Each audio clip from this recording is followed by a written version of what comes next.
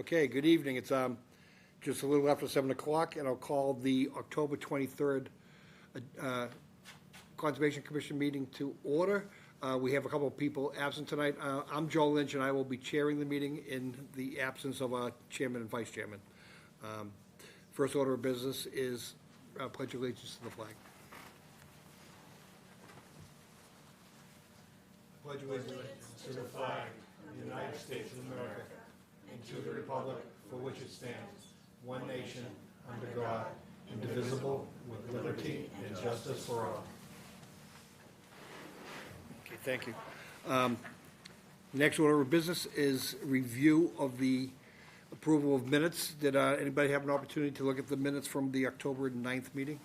Yes, I have reviewed those minutes, and I move that we approve them as drafted. I read them too, and I second. Okay, moved and seconded. All in favor of the minutes, say aye. Aye. Opposed? And that passes. Next order of business is a small project, NACC 335 for 1275 Salem Street.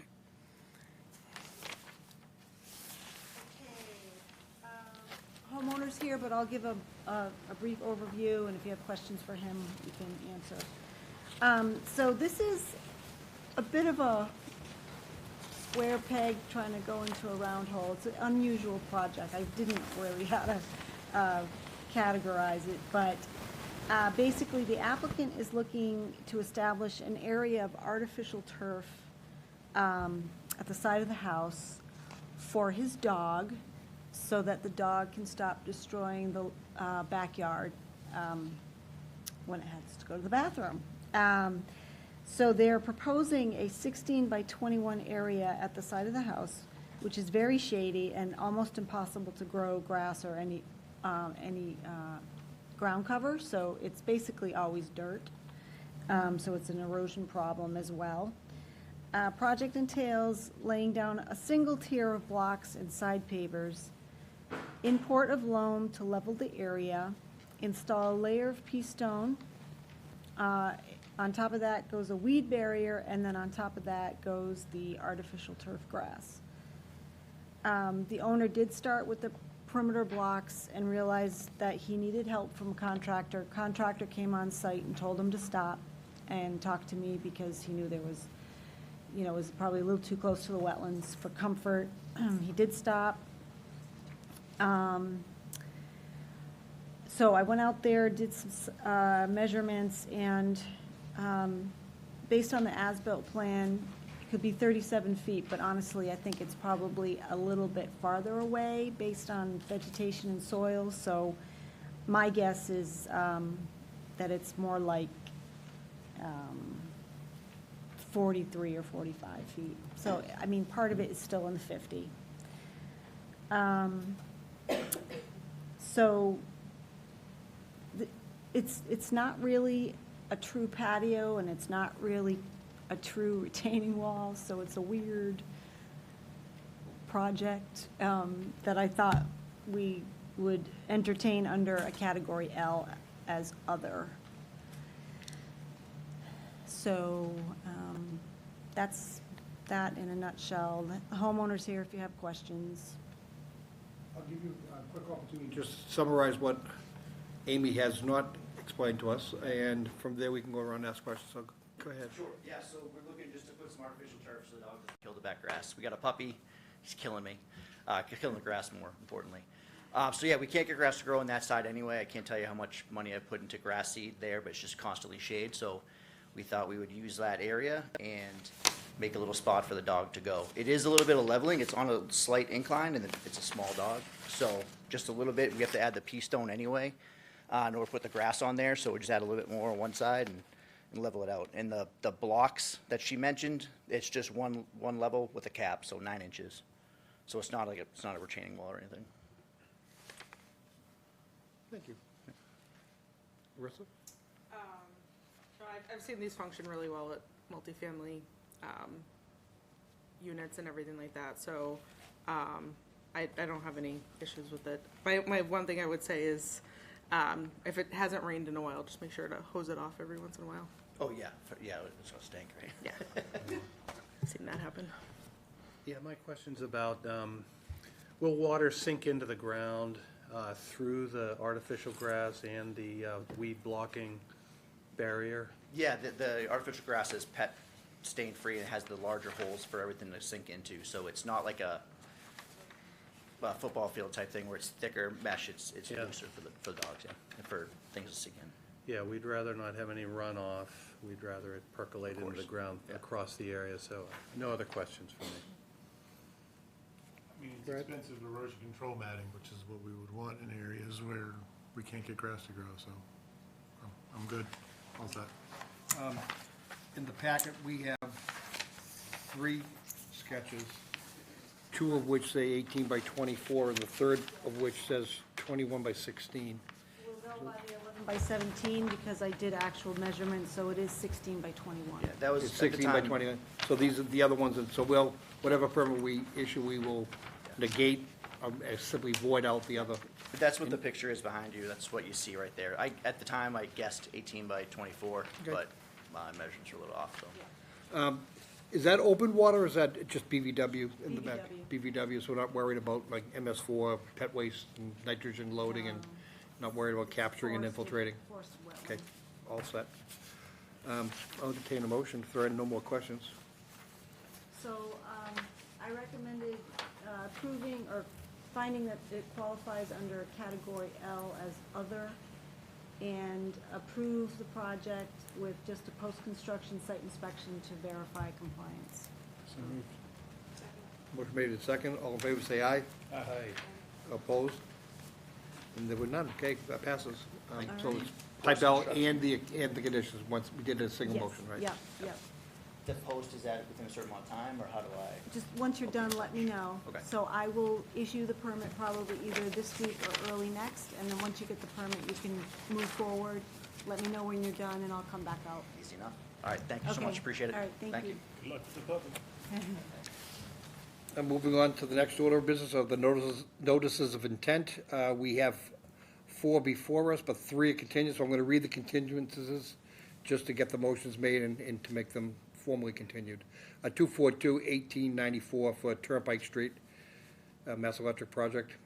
The requesting continues to 11/13. So moved.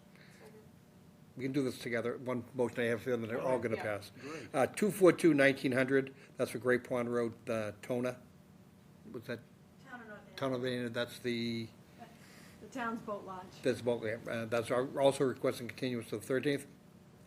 And 242-1902, which is 82 Liberty Street, that's also requesting continuance to the 13th. And they're all moved and seconded without change, okay? Now, all in favor say aye. Aye. Opposed? And they are all continued. Next order of business, 242-1901.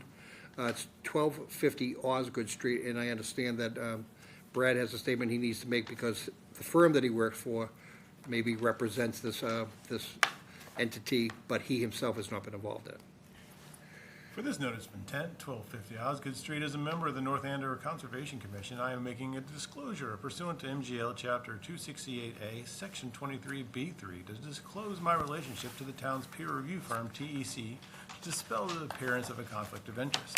I am employed with TEC, but have not been involved in the traffic or civil engineering peer review work for which TEC has been contracted with the town's planning board as its client. I have no relationship with the petitioner and no connection with this project. In addition, the Conservation Commission has no jurisdiction over traffic or civil engineering project elements and therefore has no regulatory authority. Therefore, while I have no conflict, I made a disclosure of these facts nonetheless. Perfect. Good job. Amy, summary? Sure. Okay, all right, let me try to get up, see what makes sense here. Maybe, hold on, I just want to see the best. Here we go. All right. Okay. All righty. This is a 2.3 acre parcel with an existing one-story restaurant that is the old Hokkaido restaurant, built in the early 1950s. The existing site includes 58,209 square feet of impervious area. The existing building is currently serviced by town water and sewer. Portions of the existing parking lot fall within the 100-foot buffer zone and the 50-foot no-build zone associated with the wetland resource area at the back of the property. The wetland was reviewed by way of order of resource area delineation issued in March of 2024. You'll recall that our report during that review of the wetland is that the wetland is highly degraded, impacted by fill and trash and debris. So it's beleaguered. Currently there is no stormwater management drainage BMPs on site. So the project description, demolish the existing building and redevelop the site with a 3-story daycare facility and offices. Work proposed in the buffer zone includes parking lot improvements, reconstruction, grading, riprap slope, and swale, and installation of subsurface infiltration chamber and associated appurtenances. There is no work proposed in the 25. Riprap does come up against the 25-foot no disturb zone. The proposed redevelopment includes reducing the total impervious surface by 1,755 square feet. New stormwater features include catch basins, yard and roof drains, a subsurface Cultec infiltration chamber system with an outlet via twin 18-inch HDPE pipes into a riprap swale that will terminate at the 25-foot no disturb zone. The entire parking lot will be curbed. The property is currently in review with the planning board, and we've received an initial third-party peer review from Horsley Witten for the stormwater. And there has been a follow-up response from Merrimack Engineering, the project design engineer, which I've included in your packets. That response is with Horsley Witten at the moment. They're working on it. So Steve Stupinski with Merrimack Engineering is here this evening, and you can ask him to fill in the blanks. Thank you, Amy. Steve, there's only 2 people in this entire room, and maybe very few in town, that remember this as Butcher Boy, not Hokkaido. What? I remember That's it. what I'm saying, there's only 2 people in this room, you and I. Yeah. Nobody else. It's Butcher Boy, it's not Butcher Boy, it's Chinese not restaurant. Hokkaido. Butcher Boy. So, for the record, my name is Steve Stupinski from Merrimack Engineering. I think Amy's description is as good as I could ever do. The one thing I would say is that the existing foundation is going to be retained in some areas, and what's happening is there's actually an additional foundation and expansion of the building. The development plan went before the zoning board for any necessary variances, and just recently the zoning board acted on a sign variance as well for the property. So all the activity with the zoning board has been completed and there's been no appeals. Essentially, as Amy said, that parking lot has no drainage in it. Everything flows overland into the wetlands or to the abutters properties, one of the two. There's remnants in some places of a Cape Cod berm that was added, but that's broken. In some cases, it's filled with dirt behind it, so the water, even though the berm is there, still overtops it. In some places, it ponds. So we tried to identify those areas in the pre-development plan. So when you look at the pre-development watersheds, you'll see there are several smaller watersheds. We broke it down kind of in detail.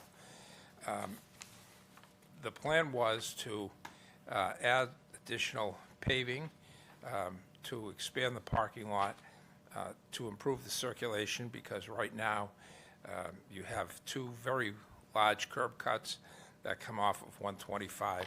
It's kind of unregulated turning and traffic movement, and the parking in some places is substandard. It was sort of hit or miss as they developed that site, expanded it over the years.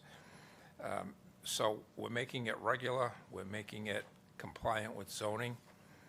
So we do have an increase in the pavement on the site. We were planning on collecting the runoff, putting it into a storm scepter, then into Caltex, and as Amy mentioned, the two 18-inch outlets. Since the time of the Horsley, since the planning board review and Horsley and Witten's comments came back, we've actually increased the size of the infiltration system from the original submission. We've added additional catch basins. We've taken the roof drains and we've piped them into the Caltex. Those were not in the original submission to you, but they are in the revised plans that you did receive. You also received a revised stormwater report that was responsive to their comments. That shows that we have an 80% TSS reduction and a 50% phosphorus reduction as required by the town stormwater bylaw. And there's only one 18-inch culvert exiting the Caltex system, because the system is now larger. And that's just that's an overflow? That's an overflow, essentially, yeah. As far as the pre- and post-development storms, we've literally matched the post-development rates for the 2, 10, 50, and 100 with the post, so there's no increase in the peak rate of runoff from the site. Caltex are doing mitigation and treatment that will work, I guess you'd say.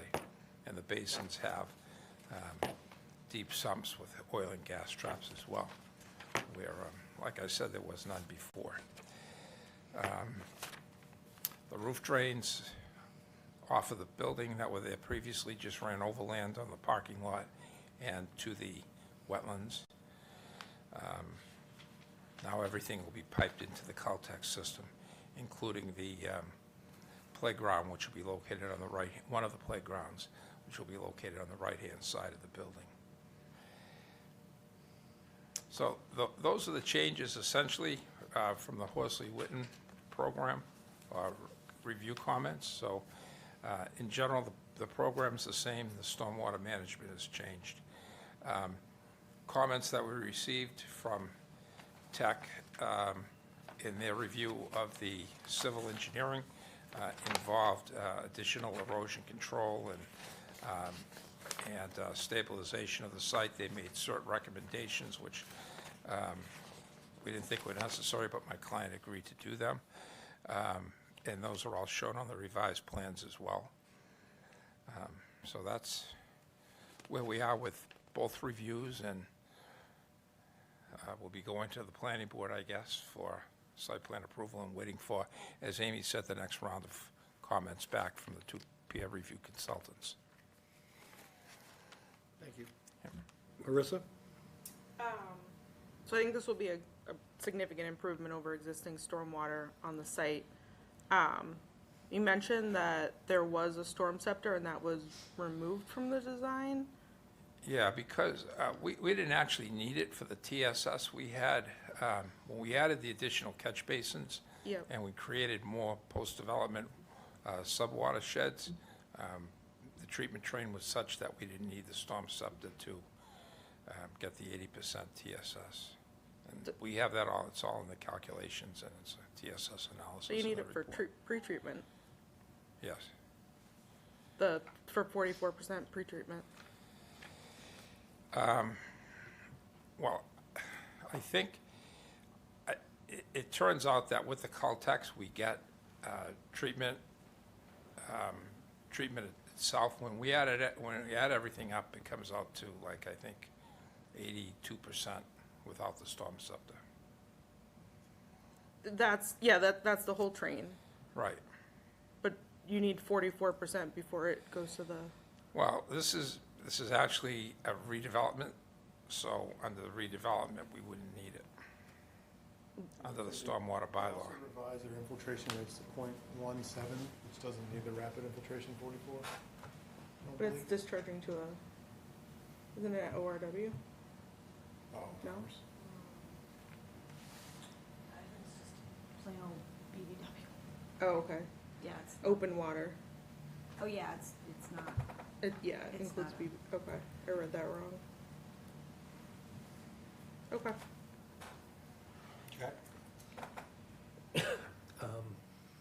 Yeah, it looks like you have pretty good setbacks on this project. I do ask, though, how's the impervious area impacted by this project? Is it increased or decreased? We're actually increasing the overall impervious area on the site. From, well, no, the second design, the revised design doesn't change the impervious area from the time of the filing. I'm asking about from existing conditions. Yeah, we're increasing the impervious area. Yes. There's a, What I heard in the summary earlier was they're decreasing the paved surface area, but overall increasing total impervious area. Right. Mostly it's the addition to the building, Right. adding the, right, which is greater than the pavement they removed. right. I'm sorry, I thought Yep. I read Yeah.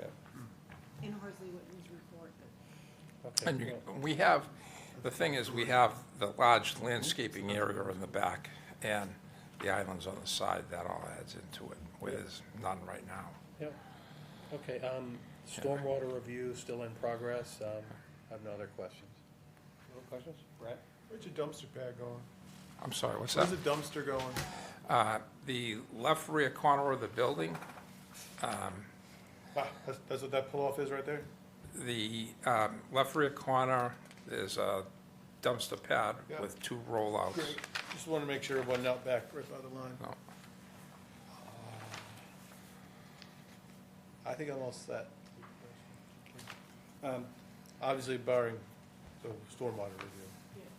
So my question was on the water quality and structure as well, whether it was actually a storm scepter, and I was wondering if you could be generating sufficient velocity to have it function. But the reality is it's been taken out at any rate. right. Is the TSS removal a trick of mathematics by the fact that you're now capturing the roof water, and as a percentage overall, it's simply that much more diluted by roof runoff that's clean? Is it a trick? It certainly is. He's talking I about, said- he's talking about the isolator road that they're using. Dilution's not the solution to pollution, right? And we know With that. regards to TSS, it But with actually. regard to it just doesn't- TSS, right. The total tonnage of suspended solids Right, entering a that's system right. That is never true. changes. That's right. It's not a matter of being diluted, it That's right. concentrates. That's So I guess my question is I think there still needs to be some sort of mechanism, and maybe it's here, I just don't see it, and maybe Horseway Witten will pick it up. That review's ongoing, right? Yeah. There needs to be some sort of removal of TSS prior to hitting the infiltrators, because maintaining them once they're in the chambers becomes a problem over time. And are these deep sump catch basins? What's that? That's how you're getting the Right, TSS that's removal. right. He's getting That's deep right. sump. He's getting the 25% from that. But you still need to be 44 before you get to the Caltech. Yeah, before you do infiltration. So I don't know, so I just asked that Horsley Witten's review, comes back with us, to us with that sort of review that says that it met that. So Caltech's been trying to promote their like isolator row in these things as kind of a pre-treatment. Yep. I'm sorry, was I didn't see that I didn't see that in the detail. no. Sheet I know 7. StormTech has those. I'm not sure if Caltech, but those are pre-treatment. We, No, in fact, I don't see an isolated row. It's just like a manifold, Right. spreading through all of them. we did have that manhole in the original design so that the one-year flow could be treated, and then the largest storms would bypass, so we did have a bypass manhole, but that's been removed now. But we do have another manhole where, we could add it back if it was necessary, so, on the revised. And do we have an O&M plan that was submitted that's also off for review? Because I think with regards to the inspection frequency and cleaning of the system, I mean, all that stuff needs to be addressed in the O and M plan, and, Yeah, you know, whatever that solution is, should be part of this package. Do we have that as part of the submission to us? Can I, I emailed it to you. Go ahead. we did have one, but it's gonna change, and we didn't change it when we submitted the revised stormwater and the revised plan. And the reason for that is we wanted them to come back with the review, and then we would do the final O and M because the elements of the system might change. Makes Yeah. sense. This is a public hearing, so I'm gonna go to the public with any questions. I don't see any, so, you think we're ready? Since stormwater's still under review, we need to continue this, right? Yeah, Yeah. okay, so, I'm not doing anything. okay. So entertain a motion to that effect. So our next meeting is November 13th. I move that we continue to November 13th. Second. Motion made in second, all in favor? Aye. All opposed? That passes. Question though, quickly. So, pretreatment, regardless of what Horsley Witten says, do we want to see it back in the plan? Because we don't, we're hoping they, I mean, I suppose I can call Janet Bernardo at Horsley Witten and say, commission would like to see pretreatment. So if the O and M plan is robust enough that says they're going to sweep the parking lot regularly, they're gonna use minimal sand during, you know, winter season, that they're going to clean their catch basins annually, and they're going to report the results to us in the town, other parts of the town annually, and that they're doing all of those things, Yeah, the O and M plan probably stands on its own.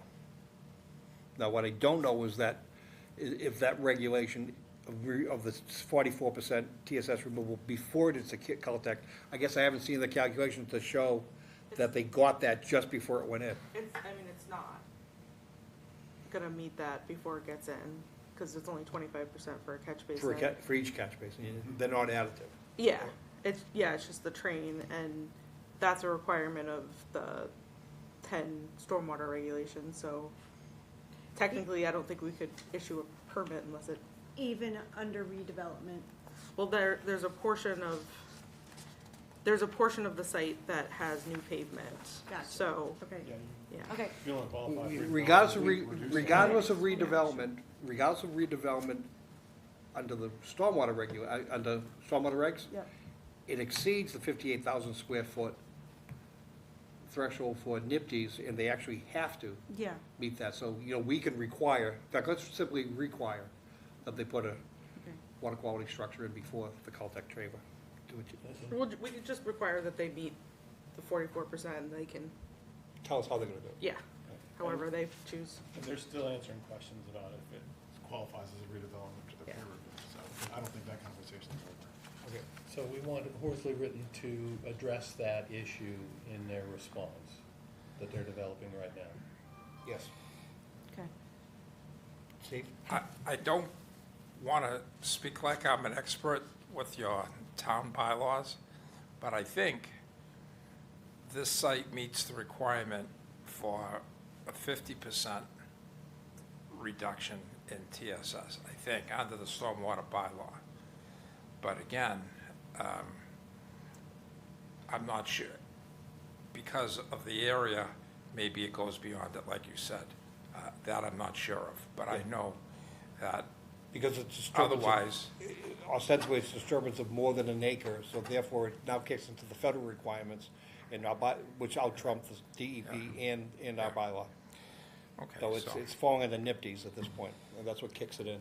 yeah, okay. It is, even though it's redevelopment of the site, it's still disturbance of that amount of area, so it is subject to it. Yeah, okay. And the 13th is fine with us. If I don't get their comments back, or if I get them back only a few days before. I'm Just gonna- ask for continuance. Yeah, Yeah. okay. Okay. Okay, thank you very much. So we had a motion in a second, but we did not call the vote, right?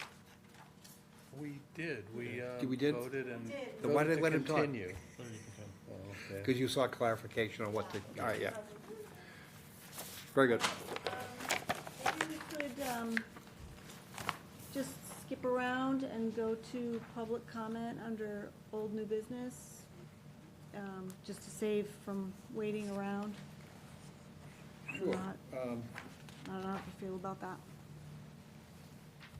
The others are enforcement act. Sure, let's go right to, this is the general old business? Yeah. All right, very good. So that's the last item in your packets, folks. And that's the Osgood Pond Dam. So, Amy, let's start with a summary from Summary, you, and sure. then we're gonna go to visitors in the room, Okay, and this is not a hearing, it's public comment, so right. we don't necessarily have about a, there's no about us, it's just, I mean, no. the parties. You're right. So go ahead. So the commission will recall issuing an order of condition that governed cutting of the trees on the earthen berm dam down here at Osgood Pond. And that was through directive from the Office of Dam Safety because they found that that dam was in poor condition. Removal of trees was to have a dual purpose to try to get it up to a fair rating, but also clear trees and understory so that a more intensive investigation of the condition of the dam be conducted. So they performed that work in July of this summer, and the abutters, there was a condition in the order that required that the applicant coordinate with the abutters at 146 Main Street, because their building's right there, smack dab where all of the equipment would be and tree removal would be going on, that they would coordinate in terms of logistics and provide a report. I had done a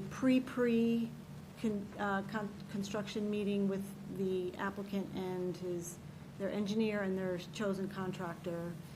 We went through the order, just like a sit-down meeting, and just reminded them of that requirement. They informed me at that time that that their attorney was talking to the abutter's attorney, so that's how the communication was going. A couple weeks later, they installed the erosion controls, and the abutter contacted me just inquiring what was going on, and I said they're gearing up to start. And I reminded them of the requirement that they have to work with them to at least understand logistics and prepare them for that. Is that our requirement or Office Yeah. of Game Safety's requirement? No, it was our Okay, requirement, okay. which is unusual. No, I think we understood there was a dynamic there that Yeah, we wanted to be right. cautious of. Yeah. Right. But with that said, it's not like that condition kind of dictated how things were gonna go down or how that was going to play out. Or, the methods, who, what, when, where, how, the communication was gonna happen, just that it happened in some form. There was some back and forth between the attorneys. I don't know if it was necessarily satisfactory in terms of really what was gonna happen and all that.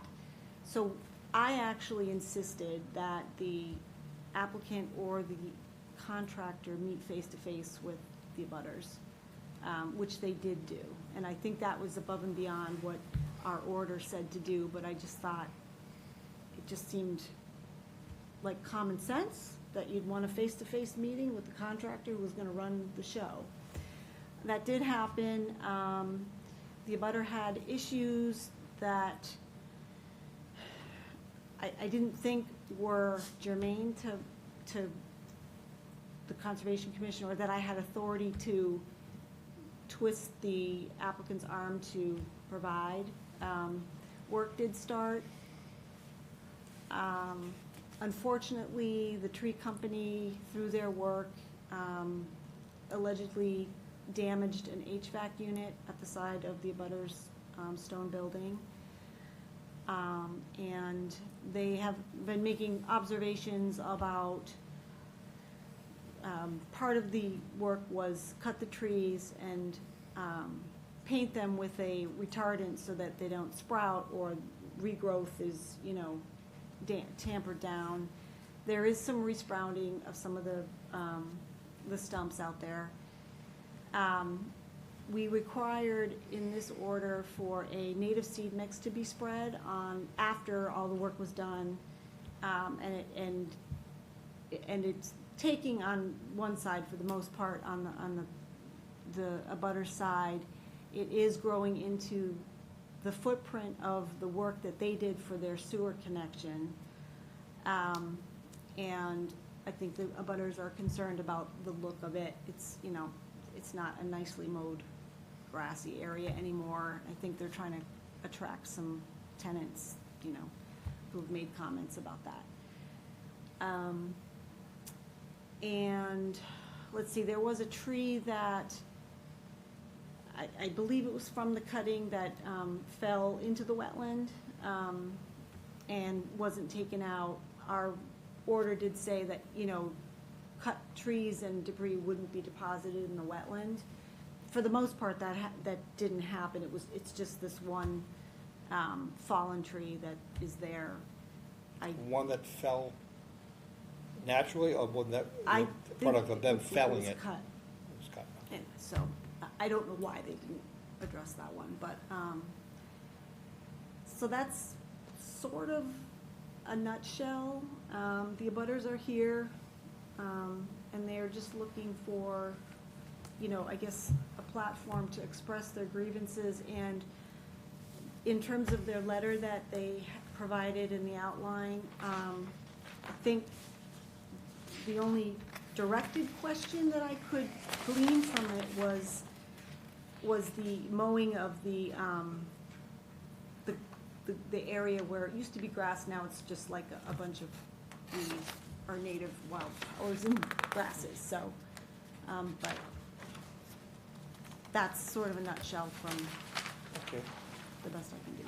Greg, before I go to you, let me make sure I understand completely. So, we have a high-risk dam in town owned by a private entity, which is Osgood Mills. Well, the entity, the condo association. We also have a building in town, which is the abutter, and there is some cross easement and commonly owned, and people have rights that are shared and maybe conflict in areas along that downstream face of that dam. But nonetheless, the dam itself is owned by the mill folks, the Osgood folks. Yes. And because it's a high-risk dam, for a while now, some concerning this time now, the Office of Dam Safety was willing to work with these folks until something a little more aggressive happened after the last round of floods. And Office for Dam Safety basically came out and said, you've got to do this. And we had already issued a multi-phase approach to deal with the earlier Office of Dam Safety things that needed to be done. There was a list of things to have it even become less vulnerable. I'm not even going to say it in full compliance because it's a long way from that. So my understanding was the condo association was under an order from Dam Safety to do these things because they had waited long enough. They had already ordered it before, they hadn't done it, they got our permission, and now they finally said, you have to do it. So that's why they got in. My recollection again was also that the notice the abutter was a courtesy thing. It was only, from what I remember, was only to let the abutter know that, hey, look, we're gonna be working in your front yard and the things we gotta do. These are the things we're going to do. It wasn't to seek permission, I don't believe, and I don't think, we wouldn't do that, and we have no authority to do that. Right. But it was only as courtesy that I think, it might have even been me who instituted it, or instigated it to extend the courtesy. Because it is in fact, but, an area that looks to be like part of their area, but things had to be done based on the state enforcement action. So that's where we are, and so they came in finally this past, July. which is amazing, because I think the first one was like 5 or 6 years ago, right? Well, it's on its last year. Yeah. So all that being said, they finally did something, do we even know if it's in compliance with, is Office for Dam Safety satisfied with what they've done? They Or is actually- this, in our eyes, we think there's still more work to do to complete the phase one work? I don't really think so. I think they did what the phase 0 was gonna be. Cut the trees, paint them, take out So the this actually, shrubs. this was the phase, that's right, they Phase threw 0. another phase in Yeah, front of it so because, that's right, and that's all that this order governs is tree removal, removal of understory and shrubbery, painting the stumps. Stumps. Doing there's a couple of outlet for drainage, you know, they do rip-wrap those, and then seeding. And there was a 2-month period of weekly monitoring, and then I think after that, it expands to, I forget, but GZA is actually gonna take over from here. So GPR is stepping away. They helped with phase 0. They're gonna they're gonna be before you next meeting for a certificate of compliance to close this order out. so And this then- is and then timely, GZA. this is timely, Yeah. because Uh-huh. I think we need to understand if there Yeah. are, but understand first of all what the abutters' concerns are, and if they're contrary to our order or to the Mm-hmm. Right. order that they're working with on the state, we need to understand that before they come seeking a compliance. Mm-hmm. So if you don't mind, I'm gonna go to the applicant themselves and have them, not the applicant, I'm sorry, the abutter themselves, and Greg, if you come to the microphone at the podium, have a seat if you don't wanna stand, you both sit there, guys. I keep saying Greg, because you're Linda? I'm sorry. I know Greg, I don't know you. How you doing? I stay a little quieter. So, Amy gave you, kind of I'm Linda Vandevort, owner of 146 Main Street. Amy had given you kind of an overview of what went on. And just recently, we were under an order of conditions by conservation when we were putting in a sewer system. Right. That order of conditions required us, and that we thought it was a requirement, that we would have to notify the abutters, have a pre-construction meeting, means and methods of what we were doing, because we were working, crossing their property and all. So we followed the order of conditions that we were given. For the last 3 years, we've been reaching out to Sutton Pond and Amy and the Office of Dam Safety, because we sit on a dam that is in perilous condition, according to and we have people that are in there. And it's an unsafe building. Talking to the fire chief right after our meeting with Melissa, I asked him how he would get us out of the building if the dam flooded. He said it would be a water rescue, and I said, so basically we would be dead. So, It's a terrible thing to say. yeah, but so we're in a position. Perilous for sure, right? Yes, and that's what the Office of Dam Safety has been writing them month after month after month, ordering them to take care of the dam. Unfortunately, in August, when the flood happened, it went into an even more unsafe condition where there was another order mandated now, and of course, all the state reps and everyone came out, and the news, everybody's acting on this, and now we have a barricade and it's partially fixed and stabilized, but we have no passage through there. Emergency vehicles can maybe get at us, maybe not. We have people turning around on our property now all the time because they come up to the barrier. So this is happening on top of the dam too. Anyway, to go to the tree, we're looking at the order of conditions for conservation for the tree removal now that it's finally happening in June. We didn't know anything about it. We sent emails to Sutton Pond, to the property manager through our lawyer, and the only one who answered me was Amy. And that was just happened to email her because I saw erosion controls going up. The order of conditions, when you read it, it says prior to any work commencing or the pre-construction meeting, the applicant shall provide a status report with respect to coordination between the abutter and contractor applicant relative to work hours, means, and methods, and other related concerns. That's an order, That's what we wrote, I remember that. right. So I assume that an And order that of was simply conditions, that wasn't seeking your approval, that was simply to give you fair notice and inform you what was to be done, rather than be surprised by them showing up. right, Well, but well, it's in your actually, order if I can though. just comment a little bit about that. When you say it wasn't, so we own land there, right? And we have a 100-year or 99-year lease of the parking spaces in there and everything else. We were never notified, first of all, when Phase Zero came in front of you, if you remember, because this has been a problem with this commission, is not notifying us in Not the the past. commission, we. No, you didn't notify us. No, it's not the commission's issue, it's the applicant. Well, it's who gets- both. Who It's- gets in a butters list, are they a butters? Yes, we are. We're abutters. It was, Just let me finish. assessor's office, it's their database that included them as part of the Sutton Farm condos at the time when they were developing the butters list for this notice of intent. Not our problem, but the town's problem for sure. And that should, you should be listed, if you have, So we came to the meeting because we found out about Yeah. it, and we were pretty much shut down at that point. But and when I you I did your think the project, you point, notified them. I remember that. the point is, this has happened multiple times, by the way. This isn't the first time. And we've notified you before about this. It said commencing or the pre-construction meeting. There was no pre-construction meeting after we met.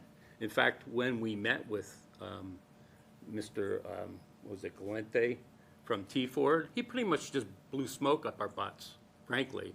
Told us whatever he wanted to say, and then went and showed up the next day when we had still some serious issues. We didn't have any kind of insurance certificates from these guys. We had no protection. I had people coming, crossing over what we have is leased space. And our parking spaces, they took them over. They didn't notify us. They did multiple things that were against what we wrote in the letter to Amy. And the next morning, we show up at 7:30 or whatever, and they're in there working and blocking our building, access to our building, and parking and using our spaces, which was not coordinated with us. And, we also have a judge's order that they have to do, any work that the Sutton Pond does has to be coordinated with us anyways, and has to be done off hours. So even just the coordination of when it gets done could have been done when we weren't there, could have been done on a Saturday. They did it all in one day. So let's press the pause button right here, because I 100% agree with everything you said, except that legal issue, not conservation issue. All we did was recognize there was potential for conflict and wanted them to notify you that something was moving forward, and that's the only thing we can do. That's not what it says. It doesn't say just notify. But the order also said was it the fourth or third line that says we neither extend or create any ownership and privileges and rights. There's a whole disclaimer in the front that basically says this, we're not lawyers, and we have no obligation to be lawyers. We're here to protect the wetlands. And quite frankly, there are in fact people who come in and propose projects on the abutters property, as long as they get the sign off, that's okay. But in this instance, they didn't do something legally, not in violation to our order. They It missed, was violation of your order. They didn't do what is in your order. well, they notified you. No, So let me just When did they, stop. was it after the fact, or? Let me just back up. So I have an email on public record from Office of Dam Safety to GPR on May 24th, saying, please remind the contractors to tell the abutters. I have an email from Amy saying, remind the contractors to talk to the abutters. We were never contacted by Sutton Those are Pond. courtesies, that's not an order. We were- Those are courtesies. We were never contacted as abutters about this work going to happen on our property. So I guess what you're saying is if I want to go to my neighbor's house and put in and use their property to cut down trees on my property, I can park in their driveway with a crane and I can cut trees down on my property when I'm using their driveway and not have to tell them. So I don't know where your rights begin and end with regards to ownership rights, ownership of land and leasehold rights or easement rights. They are very, very clouded out in this area. But what we recognize is they own the dam. What is the dam? Is toe of the dam? Is it the crest? Is it the leading edge? It's all of it. It's the foundation under it. They own it. Where your property, either it's the land or the building or both, where it is, kind of overlaps, and there must be, in classic old New England mill issues, those rights and those legal We have authorities are the- not clear. Our land ownership is very clear. We have a 100-year land lease. We own 2 feet around the building. We have a settlement I'm agreement. not gonna get into the legal issue. If it's a land lease, there's probably dozens of pages that's gonna describe, and what does that lease allow them to do and not allow them to do? Nothing. They own the dam, and if the federal government and then the state come in through the Office of Dam Safety, say it's a peril, you admit it yourself, and that you must fix it, nobody's gonna say, don't fix it. You don't want us to say, don't fix it. We didn't say that. So- We so- want them to fix it. You know, we want to have a quality. So I just, and I don't want to go back and Project. forth, and I am, and I apologize for that in advance, but the reality is, everything I've heard thus far is a legal issue with attorneys and land ownership, and nothing has violated the order conditions. Joe, that's not true. And you know that. I- It says I- it very I clearly don't what's know in the that. order of I'm conditions. 100% confident of what I just said.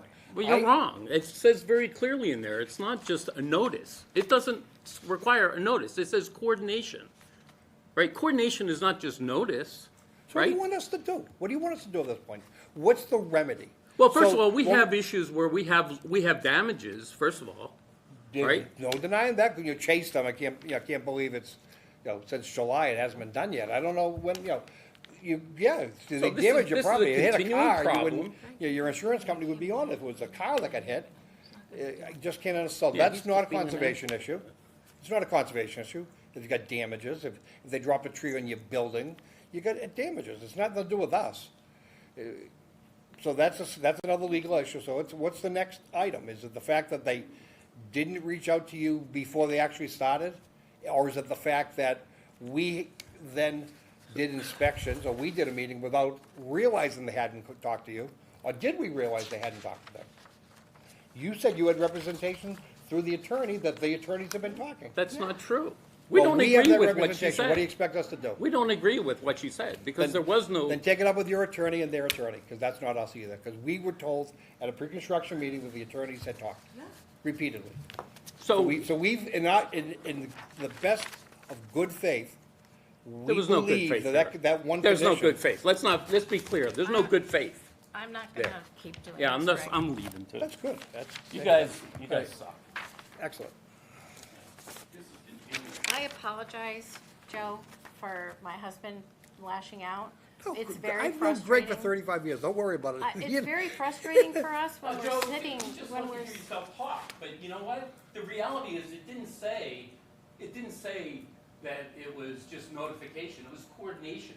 We didn't know, we're all the way around. But if it's represented to us at a pre-construction meeting that had happened, And it wasn't done It wasn't after we done. had our meeting, the pre-construction meeting, they didn't follow the number 50. Plain and simple, they didn't follow it. Prior to any work commencing or the pre-construction meeting, the applicant shall provide a status report with respect to coordination between the abutter and the contractor and you received that said that had happened. No, she that couldn't the have. attorneys were talking, and then they told me, said, we still don't know what's going on. That's when I said, I insisted that the applicant or their contractor meet them face to face. I insisted, I said, it's a courtesy. And so Dan Gallant from T Ford met with them. And how do we know that? He did, he met with us.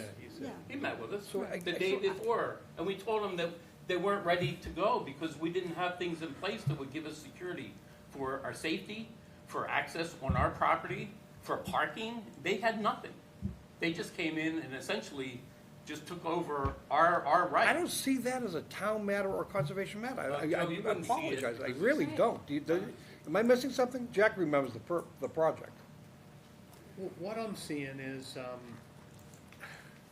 more of a legal issue in terms of order point number 50, and a potential violation with the cut tree falling into the wetland for number 49. For sure. Although both, so that seems fairly clear cut, and, you know, we can maybe take action on that, but for the purposes of today, the abutters admit that there was a meeting, although a lousy meeting in their opinion, a meeting prior to work commencing, at the behest of Amy. So, and they had prior communication, we had prior communication between the attorneys, we had awareness of that. So, I agree with Joe that it seems to be a legal issue, with the exception of number 49, which talks about the tree falling into the wetland, and that would be a clear violation. So that's my opinion. That's And I didn't want to. maybe more succinctly than. And I don't want to distract from, you hit the nail on the head, Jack, is the other part of what you said, Amy, is they're coming in at some very near time to ask for a certificate of compliance. Right. And they need to demonstrate everything that's required for them to be able to ask for that. And they're gonna, if there are things that are incomplete or things that are not proper, and, you know, there are violations out there with regard to the order, those things need to all be I's dotted and T's crossed and closed out before we issue a certificate. And So I guess my question, if I could just interject here, is what you asked Amy is if she received a status report on what the means and methods were and all of that before the work started. And what she told you was that the lawyers were talking. Well, the only reason that there was no status report is because I asked Amy in June, when we saw the erosion controls going down, I asked her via an email, in an email, what's going on? We haven't heard anything from Sutton Pond. Is something going on with the tree work? She said, yes. You weren't invited to any meeting? No, I was not. So we needed to have some kind of information. So we tried to contact Sutton Pond. We can only talk to them through legal. So our lawyer reaches out right away. We get the other lawyer to say, yeah, they're going to be on site, and all this is in a letter that I wrote to Melissa and Amy, and it was all provided to her. And it basically said they're going to remove some trees, and this is how they're going to do it, and they're going to take them off site. For us, we needed to know when. We needed to know, are employees going to be safe? Can we get into the building? We needed to know, are they going to be using our property to stage their equipment on? And are they going to protect our building at all? Are there any protections in place for our building? We didn't have any of that information. So we asked again if we were going to receive any information. We get another response from the lawyer with a little bit more information, not much. And then we have a meeting on a Friday with Dan Galante, and he says, we're staging it here and here. And we have no certificates of insurance on anyone. We have no idea who's working on the project. It was all a verbal 10-minute conversation on we're doing this, and this, and yet we're going to use your parking spaces, and you're going to have to move. And we're like, we're not even ready. We have tenants, we have showings for people in our building.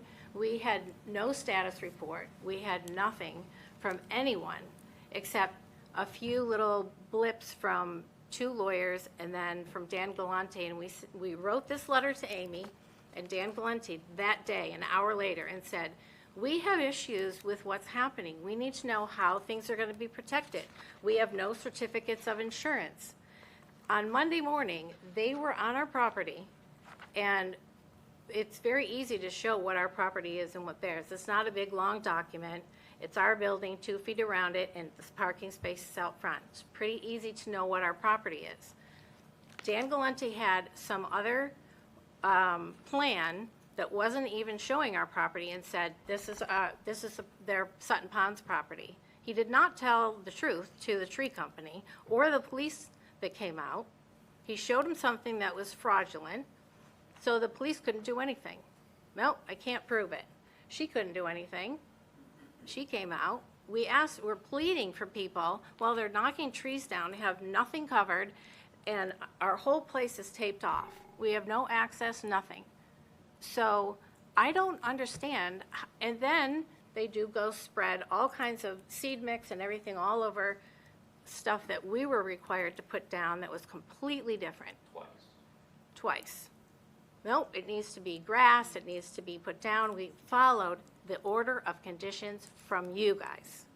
And you did it. Okay. Absolutely did a good So job. I'm assuming that what you're telling me tonight is the order of conditions that Sutton Pond has, they didn't have to go by. That's not true. That is not at all what we're But telling you. that's what you just said. No, the only thing I'm saying is that the concerns that you raised as being extended a half-assed, haphazard extension of courtesy to something that was not even close to the real work they were doing, and then to report it at our pre-construction meeting that had been satisfied and taken place, that they met that, that's the only thing. The pre-construction meeting was supposedly happening on Thursday, May 23rd. Or no, the meeting was scheduled for May 30th. We were not notified at all about anything.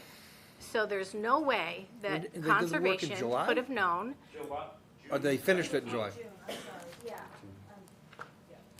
17th. So GPR advised the Office of Dam Safety of the pre-construction meeting for May 30th. That was on May 23rd. On May 24th, I have another public record that says ODS reminds GPR to notify the abutters. GPR acknowledges that reminder. Nothing happens. The only reason that we knew anything is because I saw the erosion controls go down and I emailed Amy. No one, if I hadn't emailed her, we would have walked in on the day they were doing the work and we would have been totally cut off from our building. Our employees would have had to leave, and they were staged all around the property that we own. They did not cover our HVAC units. They did not protect the sewer area with what they were covering for seed mix or anything. They totally covered over and went all over our property. So I don't understand why we have no rights here. I'd like to go back to what Joe said early on in his commentary, was that you've got damages. Obviously, you've got damages that you want to be made whole. You're at the wrong venue. This is not the place where you're going to get damages. Okay, you can argue that the builders didn't go to the letter according to every one of the orders. That is a small part of, I think, your case against the people who caused the damages. That's done in a court of law. It's not done at the Conservation Commission. Our issues, in this case, I believe, they're peripheral. Yeah, I guess I'd say that. Yeah. I'm gonna press pause again for a second. We have two people, we have two other commission members who,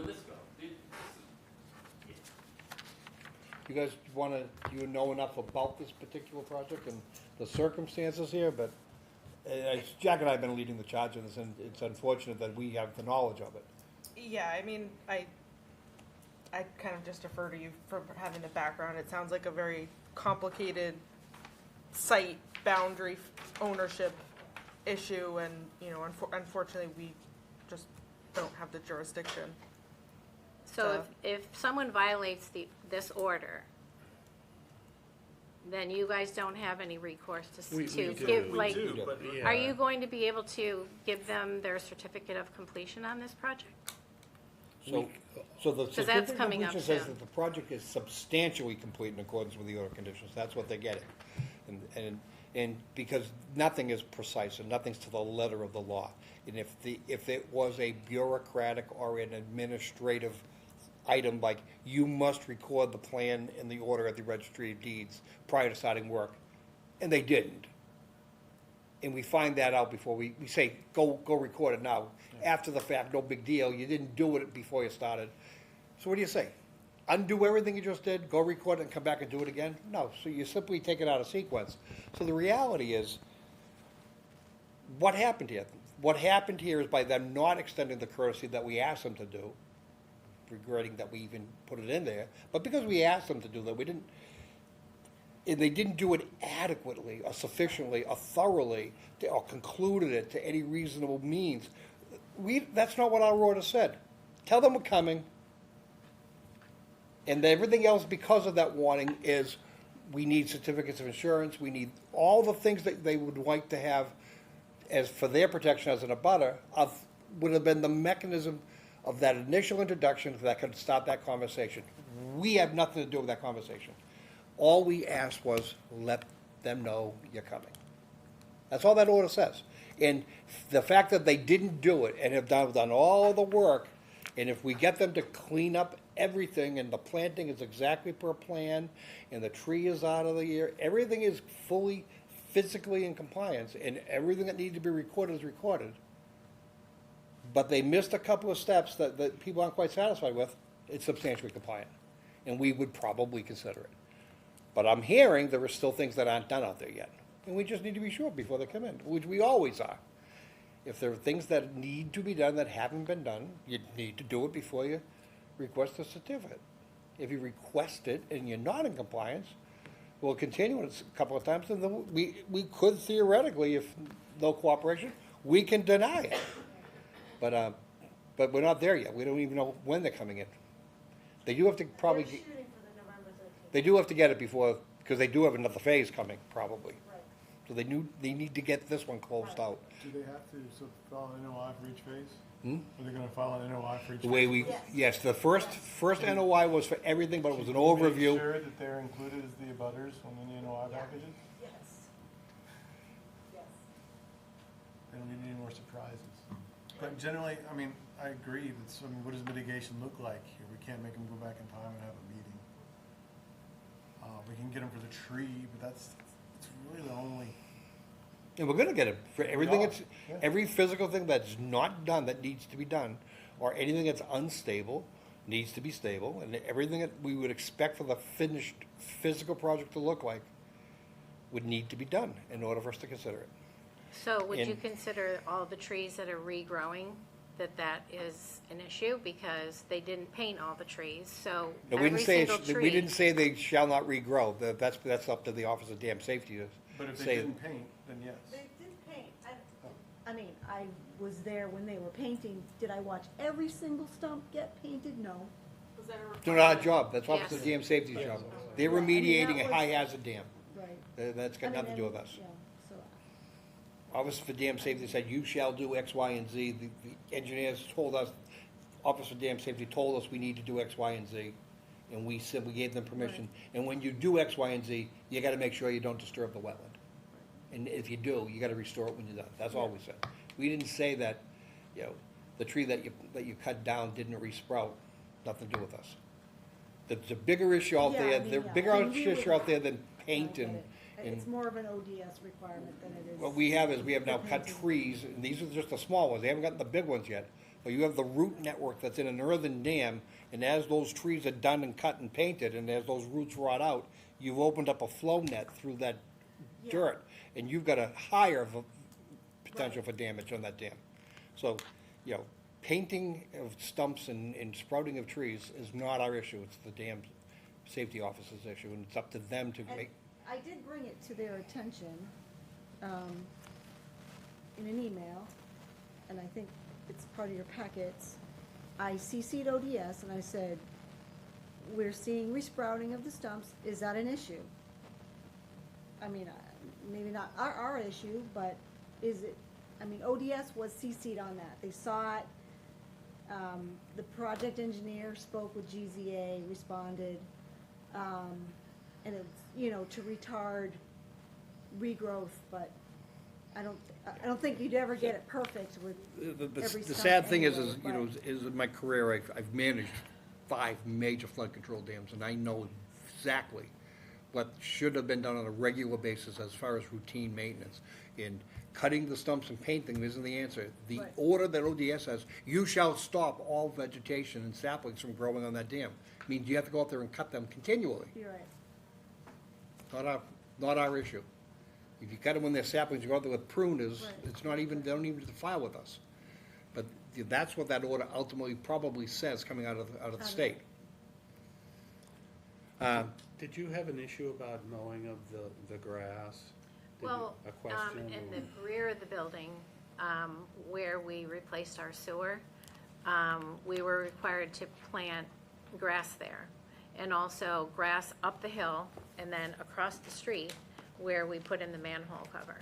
So we did that, and then we had the flood, and then it still didn't, it hadn't taken, it eroded away, and we were required to reseed it again. So we did all that, and it was just a short grass that, grows out there. Not, right now, Yeah. Yeah, I mean, reread your order of conditions for the sewer project. Type of grass wasn't specified, so whatever took. And because it didn't specify, I was like, just throw seed down and get something growing. Stabilize it, keep it. Whereas for this project, I mean, they were gonna be in there with some equipment, maybe turning up soil, in a larger, on the whole slope, so, the commission wanted something, a native mix to really grab. And survive. And survive, right, and not be this, so anyway, that's why. That's all. But they did the So right what's- thing with so just, what's- I mean, I'm not saying they, What's the issue now? well, What's- it's not very pretty. well, not a nice not mown just that grass, what it looks like now, first of all, it's on our property. So what we have planted there and what we had put in there, according to the order, was a grass, not a wild seed mix, nothing like that. It was a grass. We did that. And so when they came in and reseeded the dam, they also went through that all over our property as well. And so now when you walk out there, you have anywhere from 4 to 8 foot weeds growing. So that's no different Did than you- damaging the air conditioning. They have trespassed on your Did property. you give Yes. them? And they should did put you the give rate- them permission to do that? How could we? We didn't know anything about it. You didn't. They didn't do anything told us nothing. This is what we're saying. Do it now, apologize later. They've done this to us for 25 years. We have sat here. That's why my husband acts like that, because this is just like PTSD. We can't keep going through this every single year. They step on us. They step on us and step on us. We pleaded with ODS since 2021. All they had to do was hire a tree company. And until the dam broke is when now they're really under a big order. I think Amy understands that we have gone through legal after settlement agreement, and all it is step on us. We're two people trying to preserve our investment, and it is hard. It's really hard to fight for something when you have all of you guys always feeling like you're trying to follow what you can do. But I think there's a little bit more protection for the people in your town that pay taxes, that are trying to make an investment, like, for their children. I started fighting with these people when my kid was 2. I have a grandchild who's 2 now. That's how long we've been sitting in front of you guys, fighting with Sutton Pond, because they're bigger than we are. They step all over us. They came in and stepped down their stuff, cut and did whatever they wanted, and then left. And you guys say it's a legal issue. It is. I No. don't, I mean, as sympathetic I as- understand know some don't of it sound being, sympathetic 'cause I I'm understand some of it frustrated. being, But there's, it's just as if the police standing there on the day that they were trespassing, they couldn't do anything. This is not a legal matter that the Conservation I Commission understand has that. control on. I understand I don't it. see I mean, I hear you. You're pointing out violations like the tree down in the wetland, or those things are legit. I mean, we'll absolutely act on those, but as far as the bigger issue that you're concerned about, The it's not bigger ours. issue to us is, we had no opportunity to coordinate this work that was ordered and had an order of conditions attached to it. And I'm just mind boggled that when I read these words, that they're supposed to, that they shall provide a status report. They never did. There was just the lawyers are talking about it. That was a lie. The status report should have come before the lawyers talked about it, because that was after the meetings happened. That was after pre-construction meeting. That was after Amy's meetings, pre-construction. That was, Amy reminded us 3 times, so now we better get the attorneys to talk. Okay, and then after the attorneys, there's 2 weeks where we have nothing, like, nothing. So who do we talk to? Because there's an order here. That's an order of conditions, just like the one we had. We followed ours. They did not. So, I don't know. They had a bond out there, right? And they have a $10,000 deposit or something. And you're gonna close That's this for all wetland, out. that's for wetland protection, that's not for, Are there any other permits besides order of conditions and the state permits there's no other permits, right? Town permits? Yeah, so it's just jurisdiction.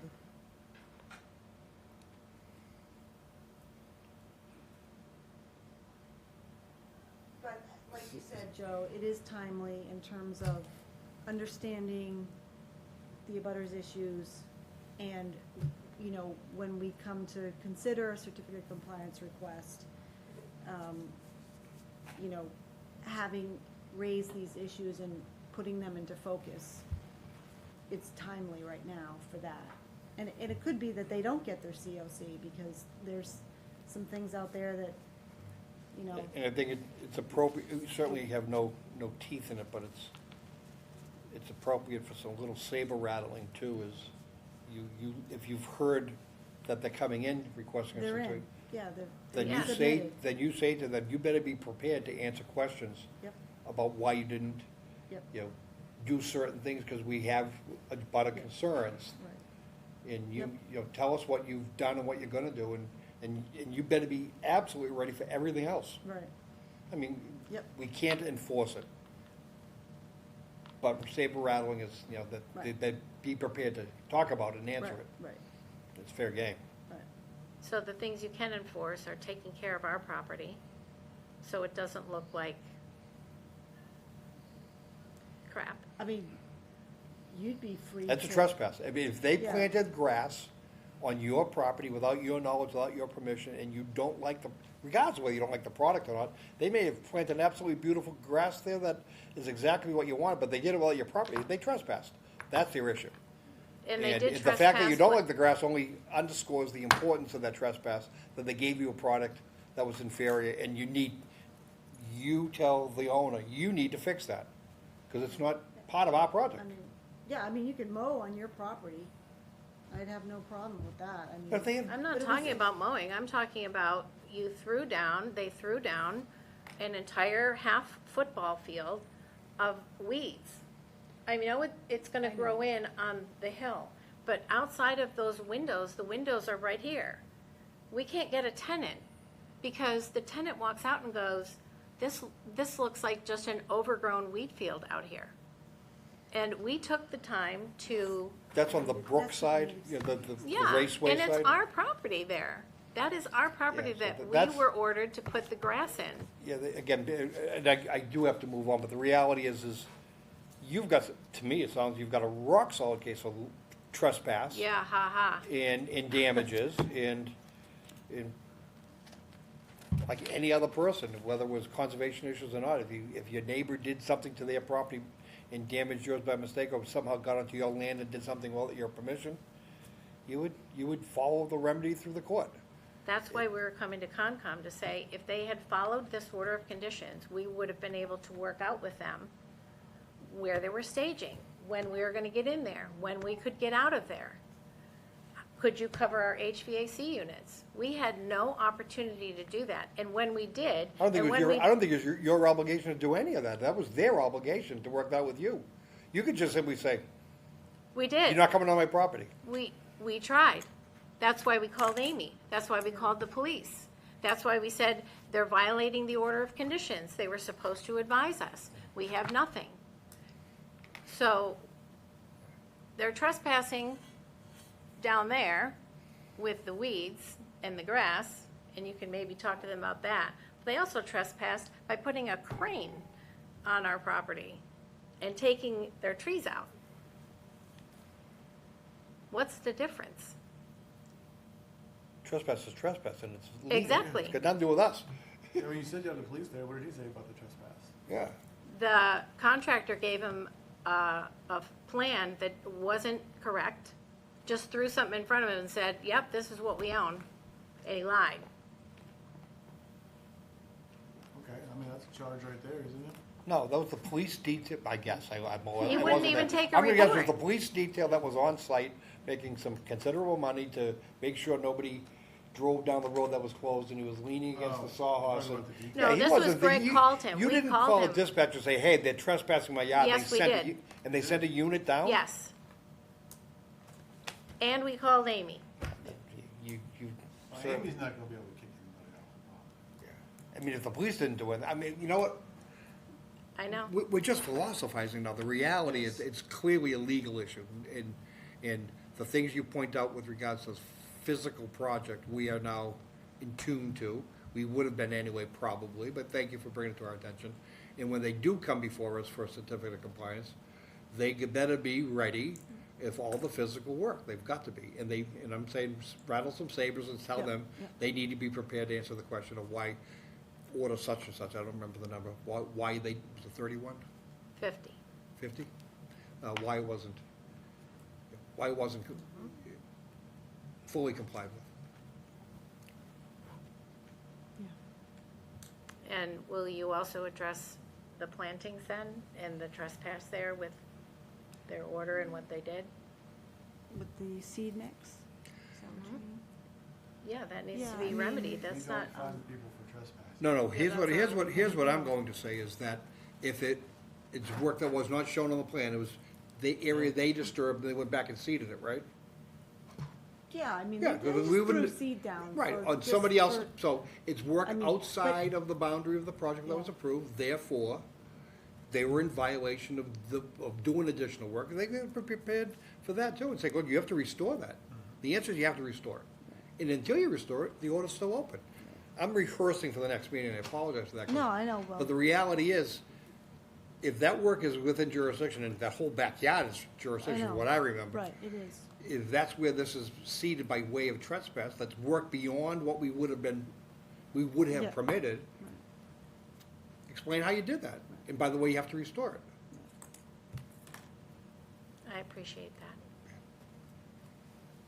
And again, I can't really apologize for my husband. I think you have to If you've known him too understand. long, you can't apologize for him.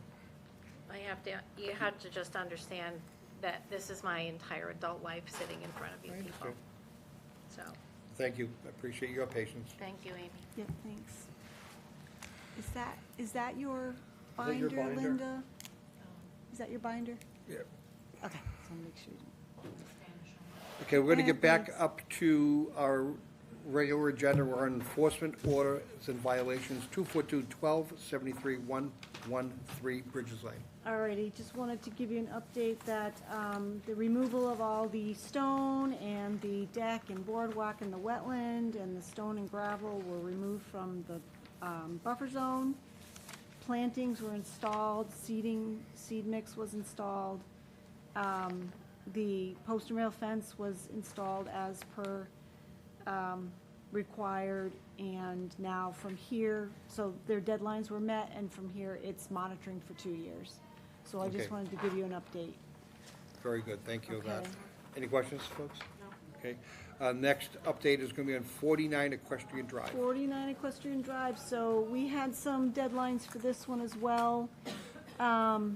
The most recent one was for removing the stream crossing culverts and restoring that area within the intermittent stream. That has been met as well. I did give you some pictures. So the next The next deadline is for them to submit a completed certificate of compliance and as-built plan for October, in time for October 31st, and attend the November 13th meeting to answer any questions and review that COC. The restoration area needs to have a 75% overall survivorship and 90% coverage for the seed mix and a 2-year monitoring with the wetland consultant. So far, so good. They're meeting their milestones, and I know they're preparing a COC request, and I made sure to have them indicate on the plan where the restoration area is, so we know moving forward for posterity. So no action, but just an update that they're doing what they're supposed to do. Thank you, thank you. The next update is gonna be on 129 Forest Street, enforcement order. Okay, Excuse me. so commission recall issuing an enforcement order that required the homeowners to remove the unauthorized patio and associated structures from the 25 and the 50. You guys actually gave them a whole year, so they have until August, late August 2025 to do the work. But out of just keeping it on our radar and in our minds, we placed it on this agenda for an update. I did email them, they didn't respond, but, you know, it wasn't, yeah, so, but, so we can, I don't know if you want to continue it another 4 months, well, I don't know, we're into the winter months, I think that's So I kind of. consider these enforcement orders, they're not part of the hearing per se, they do have to appear on agenda. So these are really just holding spots Yeah, to make sure they come in. yeah, So, just, you know, yeah, if you want to put them on every, once a month, every other month for these ones that we gave Yeah. long periods of Yeah. time. But I think as the season changes to, start improving in the spring, we may want to Spring. accelerate Yeah, yeah. those updates. Okay, all That's, right. I'm going to defer to Lou, the real chairman, on that decision. okay, all righty, okay. And we have 3 other items on the agenda, all which are requesting for continuances. Yes. Meaning you have no, that's because they're holding spots and there is no update on any of those. Right, so, Okay. for 55 South Bradford Street, their directive was to engage a wetland consultant, get the wetland delineated, but at least get a draft of a, Restoration plan? well, a plan that addresses the collapsed stone from the head wall of the culvert, because that's really what we want done first. The consultant, Norse Environmental, has been engaged. She just has not been able to get out there. Apparently, she was going out today, and hopefully gets that draft removal plan together for next week, and hopefully we can look at that on the 13th. But, you know, it's not like they're sitting on their thumbs. They're addressing things. Okay. 105 Hillside, I actually did receive a survey plot plan today. The consultant, well, Jack Sullivan was a surveyor. He got that done. I have it. The wetland consultant, which is Maureen Harold with Norse, is working with the homeowner to develop a mitigation plan. Because based on the survey plan, part of that new steps and the concrete steps is within the 25, so I think they want to try to figure out something, a mitigation plan, so that's what they're doing, so we'll continue to the 13th. But, That were always there. so, That were always there. So the No, no. Though the The new- photographs showed Oh, otherwise. yeah. yeah, so, so that's that, for those. Got it. And that's it for That's updates, it. correct? Yep.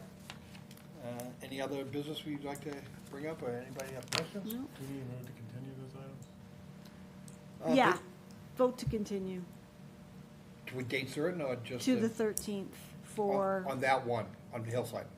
yes. Liberty, We need all 3 of them. All 3? All 3 of Yeah, them. just take all 3 All of in them. unison, sure, go ahead. Liberty Forest, 55 South Bradford, and 105 Hillside We can take them together unless there's opposition. Move to continue all 3. before. To the November 13th. All three moved and seconded in favor? Aye. Opposed? And no opposition to any of them, so they all pass. Okay, great.